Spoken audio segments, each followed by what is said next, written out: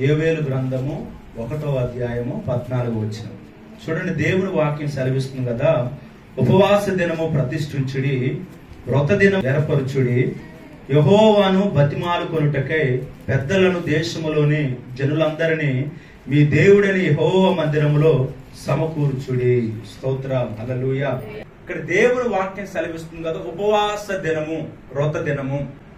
చాలా మంది వ్రత చేస్తా ఉంటారు. అంటే ఈ వారము నేను వ్రతంలో ఉన్నారులే, వారు ఈ రోజు ఏం మాట్లాడరు, ఏం నిస్తున్నారు, వారు చక్కగా దేవుని కొలుస్తారనే ఒక దినాన్ని మనం ఏర్పాటు చేసుకుంటారు కదా. కొంతమంది శుక్రవారము, బుధవారము, గురువారము ఇట్లా పలానా రోజు అనుకొని వ్రత చేస్తా ఉంటారు. అదే విధంగా దేవుని వాక్యం కూడా ఏమని సెలవిస్తుందంటే, ఉపవాస దినమును ఏర్పాటు చేసుకోండి. ఆ దినాన్న, ఉపవాస దినాన్న మీరు ఏం చేయాలంటే యెహోవాను బతిమాలుకొనుటకై. దేనికంటమ్మా? యెహోవాను బతిమాలుకొనుటానికి. ఉపవాస ప్రార్థన చేసే విధానంలో మొట్టమొదటిది ఏంటంటే, మనం ఉపవాస ప్రార్థన చేస్తాం. అయితే ఉపవాస ప్రార్థనలో మనం మొదట చేయవలసిన పని ఏంటంటే, మన దేవుణ్ణి మనం బతిమాలుకోవాలంట. చాలా మంది శాసించినట్లుగా ప్రార్థన చేస్తారు. ఏదో ఆయన సొమ్మంతా దేవుని దగ్గర దాచిపెట్టినట్టుగా. దేవుడు ఇది చేయి, ఇది చేయి, ఇది కావాలి, ఇది తీసరా, ఇది కావాలి, ఇది పొందుకోవాలి, ఇది చేసే, ఇది చేసే, ఇది ఇవ్వు, ఇది ఇవ్వు అని దేవుడికి ఏం చేస్తారంటే ఆర్డర్లు. వచ్చే నెల కల్లా దేవుడా ఇది నాకు వచ్చి పడేయాలి, వచ్చే వారం కల్లా నాకు అది కావాలి, వచ్చే రేపటికల్లా ఇది కావాలి. బతిమలాడుకునే పద్ధతి లేదండి దేవుని దగ్గర. ఉపవాస ప్రార్థనలో దేవుని వాక్యం ఏమని సెలవిస్తుందంటే, బతిమలాడుకోవటం అంటే వినయముతో, కరుణతో అభ్యర్థించాలి. ఒక వ్యక్తి దగ్గరికి వెళ్ళి ఒక వస్తువు కావాలంటే, ఒక మనిషి దగ్గరే, ఒక అధికారి దగ్గరే మనం ఏం చేస్తామంటే గర్వంగా అడుగుతాము ఒక మనిషిని. మనం ఒక అధికారి దగ్గరికి వెళ్ళి మనకు ఒక పని జరగాలి. ఆ పని జరగటానికి అతని దగ్గర మనం ఎంతగా వినయంగా ఉంటాము. అయ్యా నీ వల్లే ఇదైద్ది, నీ వల్లే ఇదైద్ది, నీవే ఇది చేయగలుగుతావు, ఇది నీ ద్వారానే జరిగిద్ది అని ఏం చేస్తామంటే పదే పదే అతన్ని వినయముతో మనం ఏం చేస్తామంటే బతిమాలుకోవటం. అంటే వినయముతో, ఒక మంచి మనసుతో. యోవేలు గ్రంథములో దేవుని వాక్యం సెలవిస్తుంది కదా, ఏమని చెప్తుందంటే, దేవుని బిడ్డలారా, ఉపవాస దినాన్ని ప్రతిష్ఠించుకోండి, ఉపవాస దినాన్ని ప్రకటన చేసుకోండి, ఏర్పాటు చేసుకోండి. అయితే ఆ దినాన్ని మీరు ఏం చేయాలంటే యెహోవాని బతిమాలుకొనుటకై. దేవుడు ఒకవేళ మీ పక్షాన ఒకవేళ ఏదైనా కీడు కలిగి ఉంటే, కొన్నిసార్లు దేవుని కీడు మనం పొందుకునే పరిస్థితులు ఉంటాయి, దేవుని చేత మనం గద్దించబడే పరిస్థితులు ఉంటాయి. ఆ కీడు రాకుండా, ఆ శాపం మన మీదకి రాకుండా మనం ఏం చేయాలంటే దేవుని పాదాలు పట్టుకొని బతిమలాడుకోవాలి. ప్రభువా ఈ కీడు నుంచి నన్ను తప్పించు నాయన, ఈ ఆపద నుంచి నన్ను తప్పించయ్యా, ఈ శ్రమ నుంచి నన్ను తప్పించని దేవుని పాదాలు పట్టుకొని మనం ఏం చేయాలంటే ఉపవాస ప్రార్థనలో మనము దేవుని పాదాలు పట్టుకొని వినయముతో అభ్యర్థించాలంట. ఒక వ్యక్తి దగ్గరికి వెళ్ళి, ఒక అధికారి దగ్గరికి వెళ్ళి ఎంత తగ్గించుకొని మన విన్నపాలన్నీ అతను చెప్పుకొని అయ్యా ఈ సహాయం చేయమని అడుగుతామో, దేవుని దగ్గర కూడా అలాగ మనం బ్రతిమలాడుకోవాలి. హల్లెలూయా. మనకంటే గొప్పవారు బ్రతిమలాడుకున్నారు.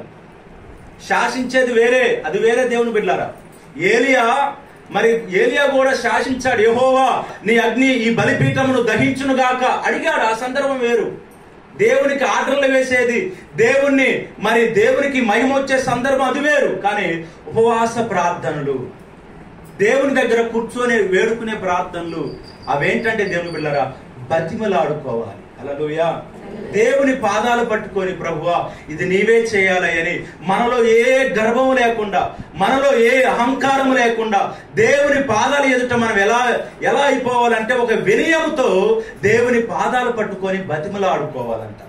కీర్తనలో ఒక వాక్యం సెలవిస్తుంది కదా, 119వ కీర్తన 58వ వచనాన్ని దయచేసి రిఫరెన్స్ అందివ్వండి. 119వ కీర్తన 58వ వచనంలో, కటాక్షించుమని నా పూర్ణ హృదయముతో నిన్ను బతిమాలుకొనుచున్నాను. హల్లెలూయా. చూడండి దేవుని వాక్యం ఏమని సెలవిస్తుందమ్మా, కటాక్షించమని నా పూర్ణ హృదయముతో నిన్ను బతిమాలుకొనుచున్నాను. దేవుణ్ణి అంట కీర్తనకారుడు పూర్ణ హృదయముతో కటాక్షించయ్యా, నాపై నీ కరుణ రానివ్వు, నీ కటాక్షం రానివ్వు అని బతిమాలుకుంటున్నాడంట. హల్లెలూయా. మన ప్రార్థనలు, ఉపవాస ప్రార్థనలు బతిమలాడుకోవాలి. అయ్యా కటాక్షించు, నీ కనికరం రానివు ప్రభువా, నీ కనికరం రావాలి ప్రభువా, నీ కనికరం కావాలయ్యా, నీ కటాక్షం కావాలయ్యా అని ప్రభువుని మనం బతిమాలుకోవాలి. హల్లెలూయా. ఆర్డర్లుగా వేయాల్సింది దేవునికి, ప్రభు ఇది జరగాలి, ఇది జరగాలి, ఇది జరగాలి, ఇది అయిపోవాలి, వచ్చే రోజు కల్లా అయిపోవాలి కాదు. కటాక్షించు నాయన, నీ కటాక్షం కొరకు ఎదురు చూస్తున్నాను. భూమి తొలకరి వాన కొరకు ఎదురు చూసినట్లుగా నీ కటాక్షము కొరకు నాయన ఎదురు చూస్తున్నాను, నన్ను కనికరించు ప్రభు అని పూర్ణ హృదయంతో ఆయన ఏం చేయాలంటే దేవుని బిడ్డలారా బతిమాలుకోవాలంట. మన భక్తులందరూ అలాగనే కీర్తనకారుడు మరలా ఒక కీర్తనలో అంటాడు, 142వ కీర్తన మొదటి వచనంలో, నేను ఎలుగెత్తి యెహోవాకు మొరలెడుచున్నాను, ఎలుగెత్తి యెహోవాను బతిమాలుకొనుచున్నాను. ఇక్కడ కీర్తన 119వ కీర్తనలేనో పూర్ణ హృదయముతో నేను యెహోవాను బతిమాలుకొనుచున్నాను. 142వ కీర్తన మొదటి వచనంలో ఎలుగెత్తి యెహోవాను బతిమాలుకొనుచున్నాను. దానియేలు కూడా దేవుని బిడ్డలారా, దానియేలు గ్రంథంలో మీరు ఒక మాట చూస్తే, దానియేలు కూడా 6వ అధ్యాయంలో, దానియేలు గ్రంథం 6వ అధ్యాయము 10వ వచనం 11వ వచనంలో, మరి 30 దినములు ఎవరికి ప్రార్థన చేయకూడదు, 30 దినములు ఎవరి దగ్గర ఏ విన్నపం పెట్టకూడదు, ఒక రాజుకు మాత్రమే ప్రార్థన చేయాలి, రాజు దగ్గర మాత్రమే అడుక్కోవాలి. అట్టి శాస్త్రం వచ్చింది. అప్పుడు దానియేలు ఏం చేశాడంటే, తన యథాప్రకారం అంట ముమ్మారు ఎలాగైతే తన యథాప్రకారంగా ప్రార్థన చేస్తాడో, అడుగుతాడో, యెరూషలేము తట్టు కిటికీలను తెరిచి మోకరిల్లి ముమ్మారంట దేవుని ఏం చేస్తున్నాడంటే బతిమాలు కొనుచున్నాడంట. 11వ వచనంలో మీకు ఉంటుంది ఆ మాట.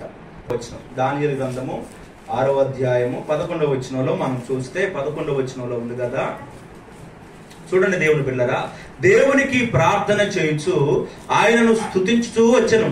ఆ మనుషులు గుంపుగూడి వచ్చి దానియేలు తన దేవునికి ప్రార్థన చేయుటయు ఆయనను బతిమాలుకొనుటయు చూచి.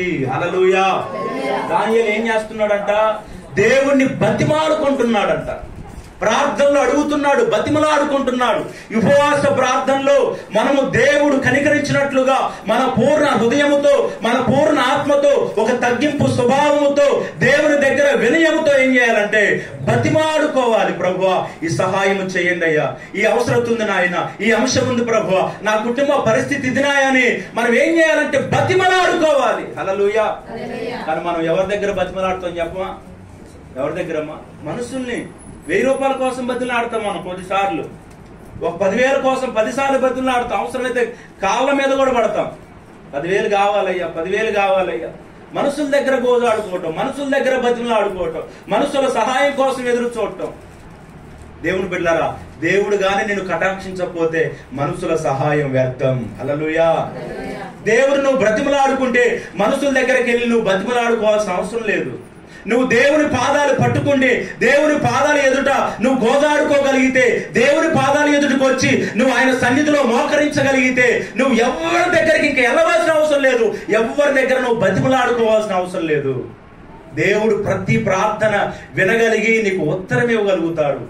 అంత గొప్ప దానియేలే, ఆ రాజ్యములో గొప్ప అధికారి అయిన దానియేలే దేవుని ఏం చేస్తున్నాడంటే దేవునికి ఆర్డర్లు వేయట్లేదు, బతిమలాడుకుంటున్నాడు. దేవుని బిడ్డలారా, దావీదు బతిమలాడుకున్నట్లుగా దావీదు పూర్ణ హృదయముతో దేవుని బతిమలాడుకున్నాడంట.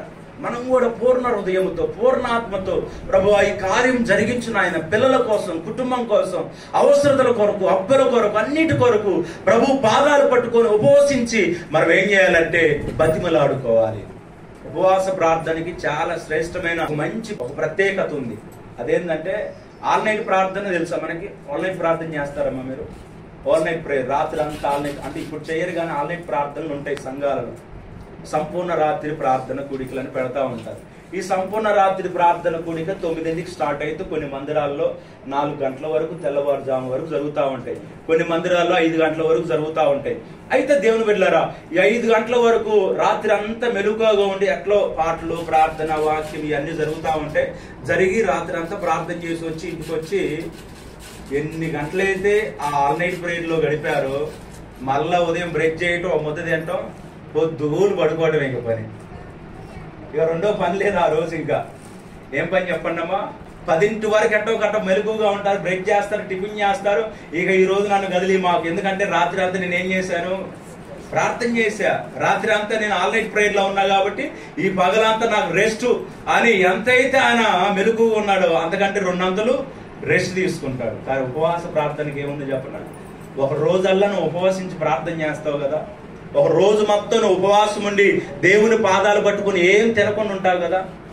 నువ్వు తెల్లారి ఇంకా 2 ప్లేట్లు పెట్టిరా, నేను రాత్రి అంతా ఉపవాసం చేసి ఆ రోజు అంత తినలేదు కాబట్టి 2 కంచాలు ఎక్కువ తింటానన్నావు, నువ్వు తినలేవు. హల్లెలూయా. ఉపవాస ప్రార్థనకి అంత ప్రత్యేకత ఉందండి. ఉపవాస ప్రార్థనలో నిన్న దినాన ఈ రోజు మనం ఏం తినకుండా ఉన్నాం కదా. చాలా మంది అంటారు కదా, బాగా పని చేసి వచ్చిన వాళ్ళు 1ంటికి సాధారణంగా అన్నం తింటారు. సరే 2ంటికి అన్నం తినే వాళ్ళు ఉంటారు. 2 గంటలు తినలేకుండా 2:30, 3 దాటిందంటే ఇక ఆకలి చచ్చిపోయింది, లేదు ఏం తింటామంటారు. ఏమంటారు చెప్పండి అమ్మా? నిజంగానే చచ్చిపోయింది. నీళ్ళే తాగుతాం కానీ అన్నం తినలేదు. ఉపవాస ప్రార్థన అది అంత బలమైందండి. ఉపవాస ప్రార్థన ఏంటంటే దేవునితో సహవాసం చేసే సమయం. నీకున్న పనులు, నీకున్న హడావుడి, నీకున్నటువంటి సమస్తాన్ని పక్కన పెట్టి ఉపవాస ప్రార్థనలో ప్రభు పాదాలు పట్టుకోవటాన్ని నువ్వు వచ్చావు కాబట్టి ఈ పాదాలు పట్టుకునే పనిలో దేవుని మనం ఏం చేయాలంటే ప్రభువుని బతిమలాడుకోవాలి. హల్లెలూయా. చేతుల స్తోత్రం చేద్దామా? యేసు రక్తమే జయం. హల్లెలూయా. యేసు రక్తమే జయం. 3 మాసమే బలం. ఒక అతను యేసు రక్తమే జయం, యేసు రక్తమే జయం అని పిలిస్తే వాడికి ఉద్యమం వచ్చి యేసు రక్తమే జయం, యేసు రక్తమే జయం జయం అని ఆ రోజు కోడి వండుతున్నారు. మంచి గుమాలు వాసన వస్తా ఉంది సభ. యేసు రక్తమే జయం, 3 మాసమే బలం అంటాడు. అంటే కోటమైపోగానే భోజనం పెడతారుగా, ఆ శక్తిని పొందుకొని వెళ్ళిపోవచ్చు అని. స్తోత్రం కలుగును గాక. హల్లెలూయా. ఆకలి అవుతున్నా చెప్దామా? హల్లెలూయా. అబ్బో చాలా మంది ఉన్నారుగా. మా ఇది ఉపవాస ప్రార్థన, మధ్యాహ్నం వరకు శుభ్రంగా తిన్నాం. హల్లెలూయా. దేవుని బిడ్డలారా చూడండి, మనం ఏం చేయాలంటమ్మా?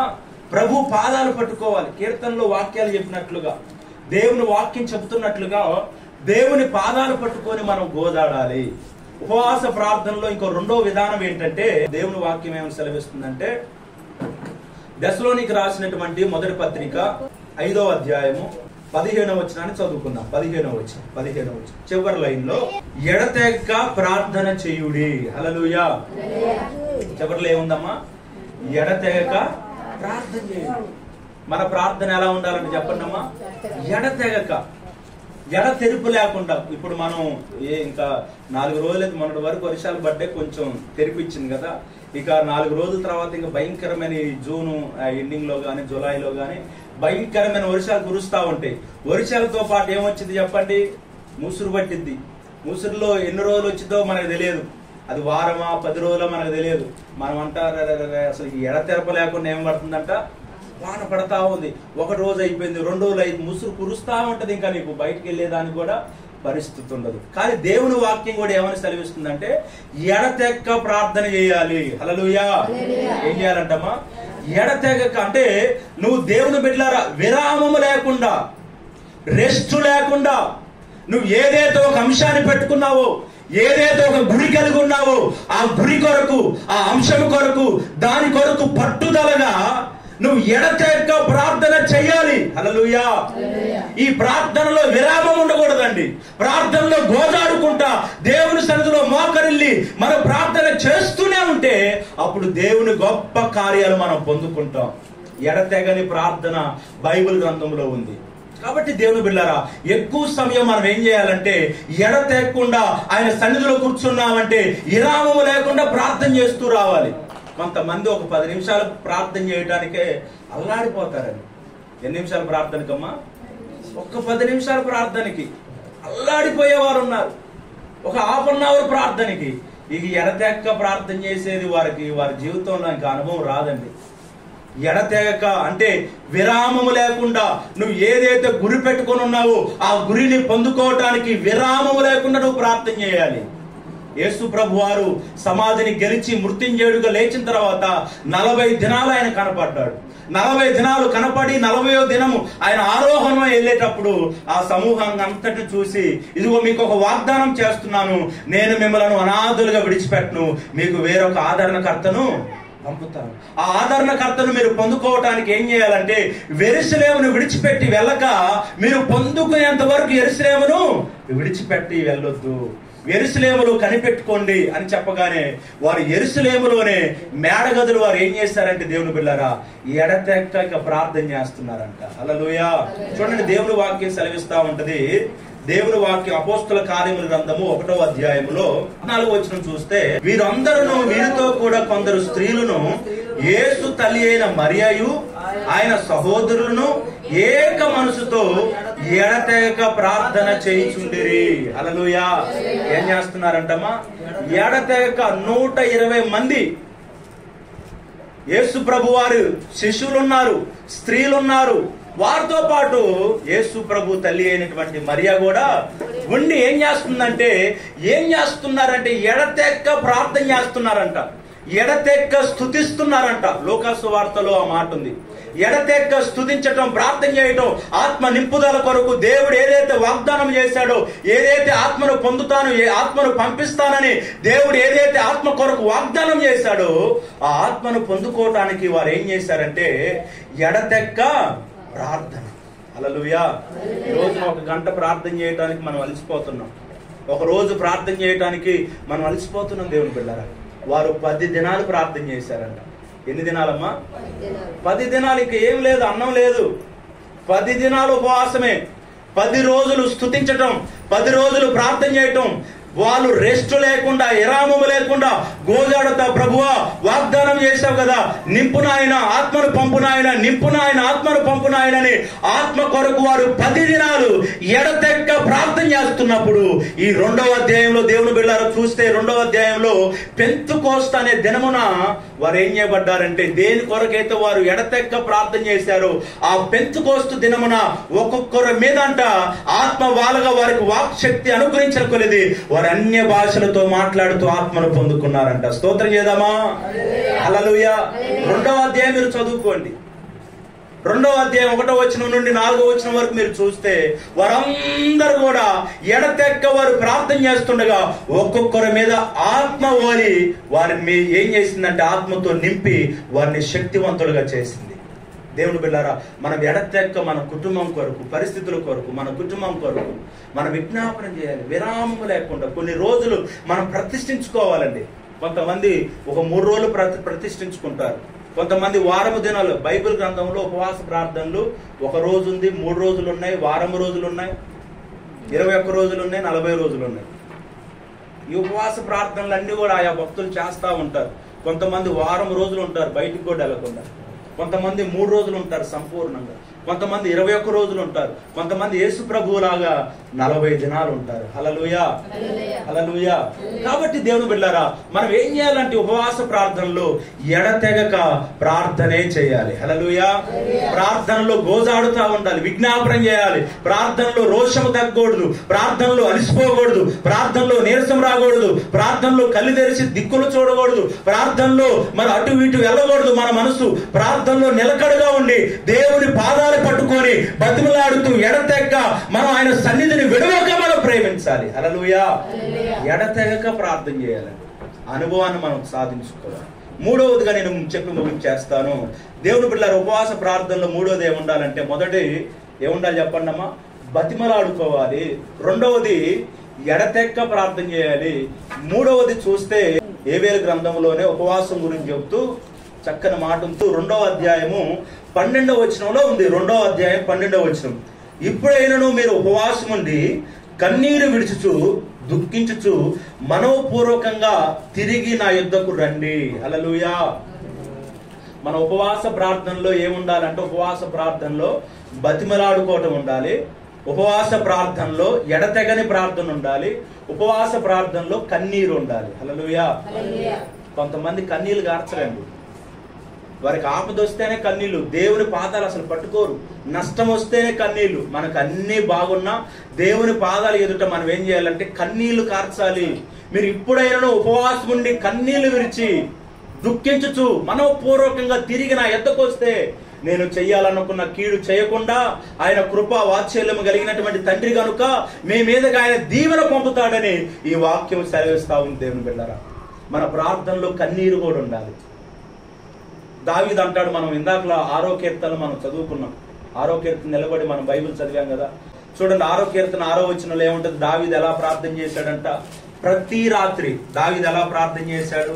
ప్రతి రాత్రి చూడండి, కీర్తనలో 6వ అధ్యాయం 6వ వచనం చదవండి అక్క.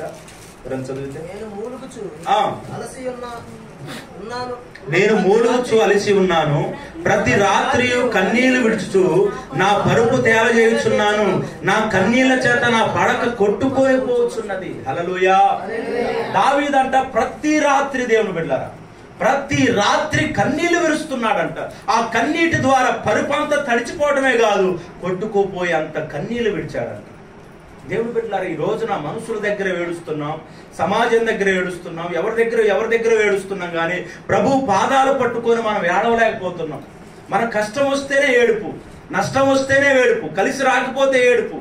కానీ అన్ని బాగున్నా కానీ మనం ఏం చేయాలంటే, ప్రభు అన్ని ఇచ్చినందుకు వందనాలు ప్రభు, వీటిని బట్టి కాదు నాయన, ఇది నీ కృపను బట్టే అని మనం ఎప్పుడు ఆయన పాదాలు ఎదుట కన్నీళ్లు కారుస్తూ ఉండాలి.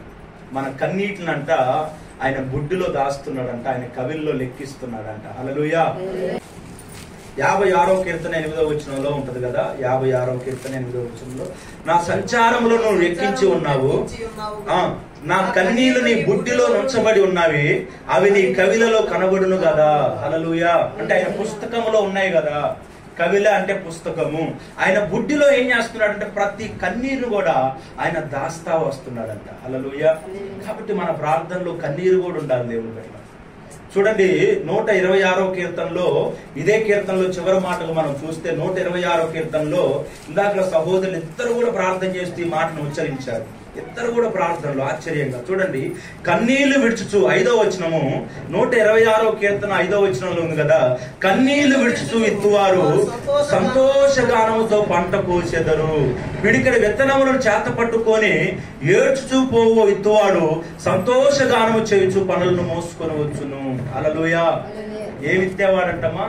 కన్నీళ్ళు ఇత్తేవాడంట, సంతోషగానముతో పంట కోస్తాడంట. నిజానికి దేవుని బిడ్డలారా, మనం ఏమి ఇత్తితే ఆ పంటే రావాలి కదా. మనం ఇప్పుడు ఏదైతే మన బైబిల్లో కూడా ఏముందంటే, నువ్వేమి ఇత్తుతావో ఆ పంటే కోస్తావు. మనం కన్నీళ్ళు ఎత్తితే ఏ పంట కోయాలి? కన్నీళ్ళే కోయాలి కదా. మనం కన్నీళ్ళని ఇత్తాము, మన కన్నీళ్ళే రావాలిగా ప్రతిఫలంగా. కానీ దేవుడు చూడండి ఇక్కడ ఏమీ చేస్తున్నాడంటే ఆశ్చర్యంగా, నువ్వు కన్నీళ్లతో విత్తితే నీకు సంతోషం కలుగుతుంది. హల్లెలూయా. ఇక్కడ స్తోత్రం చెప్పండి ఒకసారి. హల్లెలూయా. ఇక్కడ స్తోత్రం చేద్దామా? యేసు రక్తమే జయం. కొంతమంది కోడి మాసమే బలం అంటున్నారు. ఆడిపోయొచ్చు మాంసం అంతా మాంసం చుట్టే తిరుగుతుందంట ప్రజలు. రేపు ఆదివారం కదా, వారి ప్రాణం అంతా దేవుడు కాదు. కీర్తనలోనేమో 42వ కీర్తనలో, యెహోవా కొరకు నా ప్రాణం తృష్టుగొనుచుంది కాదు, కొంతమంది ఆదివారం కొరకు తృష్టుగొనుచుంది. మాంసం చేప చుట్టూ మటనా, చికెనా, చేప. చూడండి దేవుని బిడ్డలారా, మనం ఏం చేయాలంటే కన్నీళ్లు విడిస్తే, ఒకవేళ మనస్ఫూర్తిగా మన పరిస్థితిని బట్టి కన్నీళ్లతో మనం ప్రార్థన చేస్తే దేవుడు ఏం చేస్తాడంటే సంతోషముతో మంచి పంట వేస్తాడు. హల్లెలూయా. మంచి పంట, మంచి ప్రతిఫలమును, వాటిని మంచి పనులుగా మోసుకొని పోయేటట్టుగా ఏడ్చుతూ పోయేవాడు మంచి సమృద్ధి అయిన పంటను కోస్తూ ముందుకెళ్తాడంట. దేవుని బిడ్డలారా, మన ఉపవాస ప్రార్థనలో బతిమాలుకోవటం ఉండాలి. మన ఉపవాస ప్రార్థనలో ఎడతెగని ప్రార్థన ఉండాలి. మన ఉపవాస ప్రార్థనలో కన్నీరు ఉండాలి. హల్లెలూయా. చెప్పండి, 3 మాటలు చెప్పాను, నేను ముగించేస్తున్నాను. ఉపవాస ప్రార్థనలో ఏముండాలమ్మా? బతిమలాడుకోవటం. ఉపవాస ప్రార్థనలో ఎడతెగని ప్రార్థన, ఉపవాస ప్రార్థనలో కన్నీరు. దేవుని బిడ్డలారా, ఎలాగో ఉపవాస ప్రార్థనలో మనం గోజాడి ఆయన మనం బతిమలాడుకొని ఆయన మన పాదాలు పట్టుకుంటే దానికి గొప్ప ప్రతిఫలాన్ని దేవుడు అనుగ్రహిస్తాడు. అదే విధంగా ఎడతెక్కకుండా మరి ఆ రోజు 120 మంది మేడ గదిలో పెంతుకోస్తు దినమున 10 రోజులు వారు ఎడతెక్క స్తుతిస్తూ ప్రార్థిస్తున్నప్పుడు దేవుని ఆత్మ వారిని నింపి, దేవుని ఆత్మను 10వ దినమున దేవుని బిడ్డలారా వారు ఏం చేశారంటే దేవుని ఆత్మ చేత నింపబడ్డారు. మరి కన్నీళ్లతో మనం విత్తుతున్నప్పుడు, కన్నీళ్లతో మనం విడిచి, కన్నీళ్ళనే విత్తనాలు మనం విత్తినప్పుడు సంతోష గానాలతో మనం ఏం చేస్తాం చెప్పండి? మంచి పంటను మనం కోస్తాం దేవుని బిడ్డలారా. కాబట్టి ప్రభువా, ఈ ఉపవాస ప్రార్థనలో నేను నా కన్నీళ్ళు ఉండాలయ్యా, బతిమలాడుకోవటం ఉండాలయ్యా, ఎడతెగని ప్రార్థన ఉండాలయ్యా అని మనం ఏం చేయాలంటే ఎల్లప్పుడూ ఈ 3 అనుభవాలను మనము దేవుని సన్నిధిలో మనం కలిగి ఉన్నప్పుడు దేవుని బిడ్డలారా మనం గొప్పగా దేవుని సన్నిధిలో ప్రార్థనలు వెళ్ళగలుగుతాం. దేవునికి స్తోత్రం. కాబట్టి ఈ 3 అనుభవాలతో ముందుకెళ్దాం. దేవుడి మాటలు దీవించి ఆశీర్వదించును గాక. చిన్న ప్రార్థన. ఎత్తబడ్డ వాక్యం కొరకు చిన్న ప్రార్థన చేద్దాం. మహోన్నతుడానికి